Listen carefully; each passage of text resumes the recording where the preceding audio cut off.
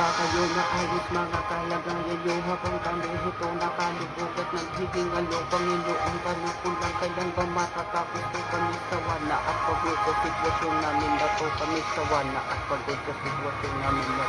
sino ba napapansin mga nasa paligid niya sila ay nagdulog sa dahil sa pangungurakot niyo at layuntahin lang ako sana naman pakinggan hinapit ng marami sana pinapahirapan niyo may kapaningan pa ako pwede bang sagutin niyo ko inyo ba ginastos mga pera na pinod sa inyo at di ko nababanggitin din yung panghipokrito tumatak na kasi sa amin ng mga pangalan niyo kaya sa susunod ay kilalanin niyo munang maigi ang bawat kandidato at kanilang sinasabi tama na ang bangayan mga argumento at debate pupuro lang ganyan talagang wala din mangyayari huwag kang magpapadala sa sinasabi ng marami kalimitan daan sa iyo pa rin nakadepende at sa iyo nakasalalay ang iyong binabukasan at sa susunod pumili ng buong may katapatan.